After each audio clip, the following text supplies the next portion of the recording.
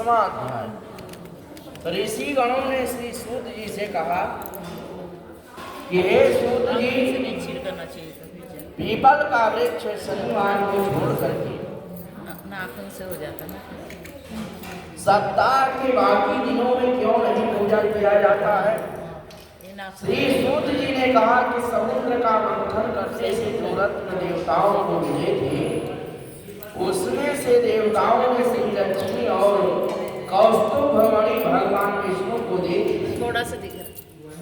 विष्णु भगवान जब लक्ष्मी से विवाह करने के लिए तैयार हुए तो लक्ष्मी ने कहा कि प्रभु, जब तक मेरी बड़ी बहन का विवाह नहीं हो जाता है, आप मुझे छोटी बहन से विवाह कैसे कर सकती हो? बोले श्री नारायण भगवान की।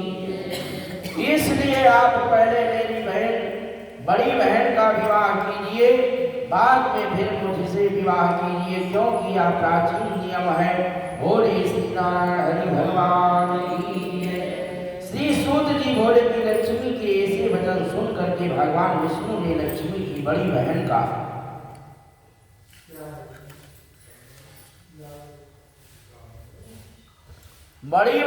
विवाह उद्दालक ऋषि के साथ कर दिया, और वह आलक्ष्मी बड़ी कुरूप थी। बड़ा मुख, चमकते हुए दांत और वृद्ध के समान शरीर, बड़े बड़े लाल लाल नेत्र और रूखे से बाल, महेश उद्दालक भगवान विष्णु के आग्रह पर उसने विवाह कर लिया और उनको वेद मंत्रों की ध्वनि से गूंजते हुए अपने आश्रम में ले आए और वेद ध्वनि से गुंजित हमन के पवित्र धुएं से सुगंधित मनोहर ऋषि आश्रम को देख करके बहुत दुखी हुआ और उसने महेश उद्दालक से कहा कि इस आश्रम में वेद ध्वनि हो रही है, अतः यह स्थान मेरे रहने के योग्य नहीं है। ये पियो तुम मुझे किसी दूसरी जगह ले चलो। उसकी बात सुन करके महेश उद्दालक ने कहा कि तुम यहाँ पर क्यों नहीं रह सकती हो, और तुम्हारे रहने के योग्य दूसरी जगह कौन सी है, या मुझे बताइए। आलक्ष्मी ने कहा कि जहाँ पर वेद ध्वनि होती है, अतिथियों का सत्कार होता है, यज्ञ आदि होते हैं, उस स्थान पर मैं नहीं रह सकती। जहाँ पर पति पत्नी का आपस में प्यार हो, पितरों के निमित्त यज्ञ होते हों, देवताओं का पूजन होता हो, वहाँ पर मैं नहीं रह सकती। जहाँ दिन रात पति पत्नी में लड़ते झगड़ते हो, और जहाँ से अतिथियों लोगों का सदा निरादर होता हो, और जहाँ पर पूज्य वृद्धों संत पुरुषों का मित्रों का अनादर होता हो, और जहाँ पर अति कठोर वाणी बोली जाती हो, वहाँ पर दुराचारी, चोर, पराक्रमी और प्राणी रहते हैं। वहाँ पर गौएं को वध, मद्यपान, ब्रह्म हत्या आदि पाप होते रहते हो, वहाँ पर मैं प्रसन्नता पूर्वक निवास करती हूँ। बोलिए श्री नारायण भगवान की। श्री सूत जी ने कहा कि इस प्रकार आलक्ष्मी के वचन सुन करके महेश उद्दालक का मुख मलिन हो गया, और वह उस बात को सुन करके चुप रह गए। थोड़ी देर तक चुप रहने के पश्चात उन्होंने उससे कहा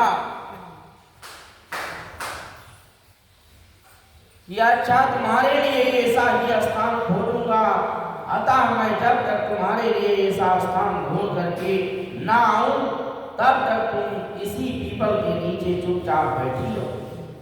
श्री सूत जी ने कहा कि महेश उद्दालक उसको पीपल के नीचे बैठा करके स्वयं उसके रहने योग्य स्थान ढूंढने के लिए निकले, लेकिन जब वहां बहुत काल तक प्रतीक्षा करने पर भी वापस नहीं लौटे, तो आलक्ष्मी रोने लगी, और उसका बुरी तरह से रोना श्री लक्ष्मी जी ने बैकुंठ में सुना, और अपने बहन का रोना सुन करके लक्ष्मी जी व्याकुल हो गई, और उन्होंने दुखी होकर के भगवान विष्णु से कहा कि हे प्रभु, मेरी बड़ी बहन आलक्ष्मी पति के त्याग देने से अत्यंत दुखी हो रही है।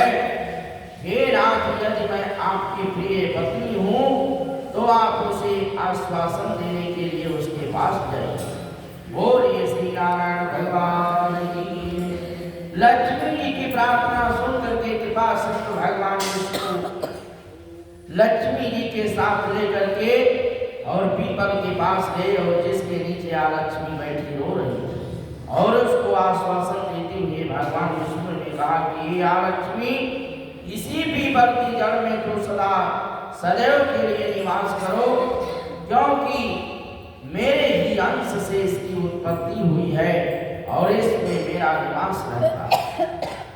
प्रतिवर्ष गृहस्थी लोग तुम्हारा पूजन करेंगे और उन्हीं के घर में तुम्हारी छोटी बहन लक्ष्मी निवास करेगी और स्त्रियों को विविध प्रकार के उपहारों से तुम्हारी पूजा करनी चाहिए। मनुष्यों को चाहिए कि वह पुष्प, धूप, गंध आदि से तुम्हारी पूजा करें, तभी लक्ष्मी उन पर प्रसन्न होगी। श्री सूत जी ने कहा कि भगवान श्री कृष्ण सत्यभामा तथा पृथु और नारद का संवाद तुम लोगों ने मैंने सुना दिया है और जिसके सुनने मात्र से ही मनुष्य के सब पाप नष्ट हो जाते हैं और उसे वैकुंठ लोक की प्राप्ति होती है।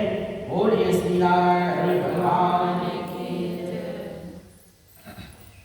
तुम लोगों को जो कुछ पूछना हो पूछ सकते हो, उसे भी मैं विस्तार पूर्वक कहूंगा। श्री सूत जी की बात सुन करके सौनक आदि ऋषि, महेश ऋषि थोड़ी देर तक प्रसन्न चित्त वहां बैठे रहे और पश्चात श्री बद्री नारायण जी के दर्शन करने के लिए चले गए।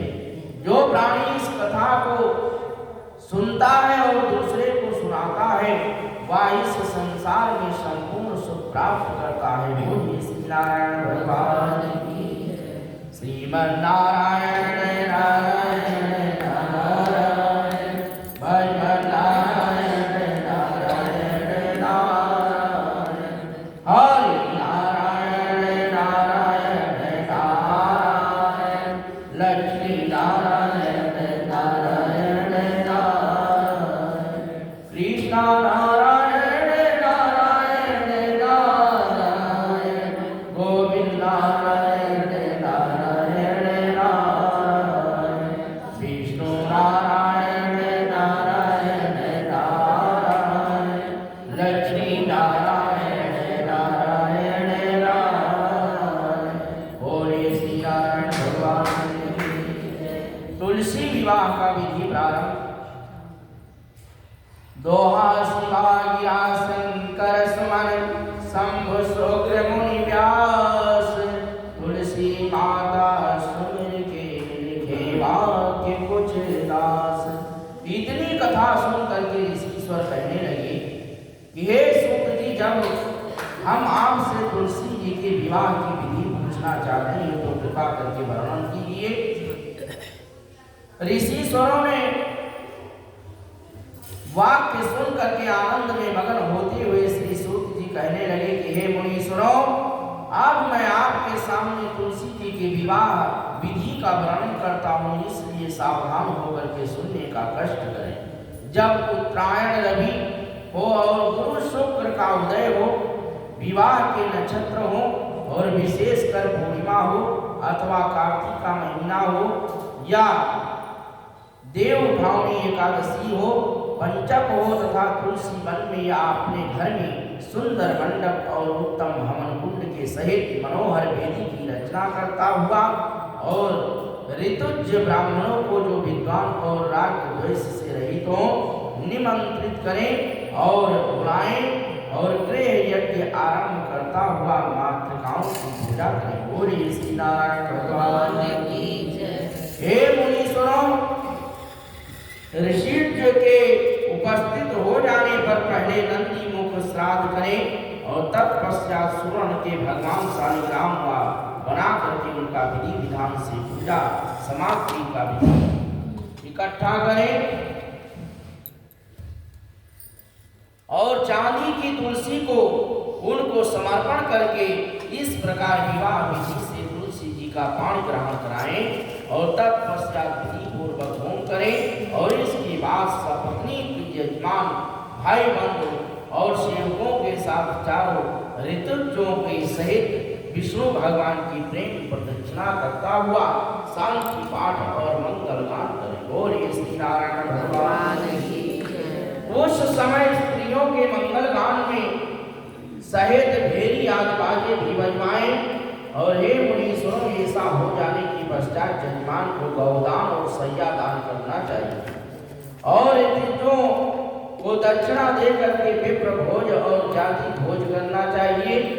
इतनी कथा सुन करके श्री सूत जी कहने लगे कि हे मुनीश्वर, इस प्रकार जो मनुष्य श्रद्धा भक्ति से युक्त होकर के सत्व शांति और संतोष को धारण करता है, श्री विष्णु भगवान को तुलसी की समर्पण करता है, वह समस्त पापों से रहित होकर के समस्त संसारिक सुखों को प्राप्त करता है। बोलिए श्री नारायण भगवान की जय।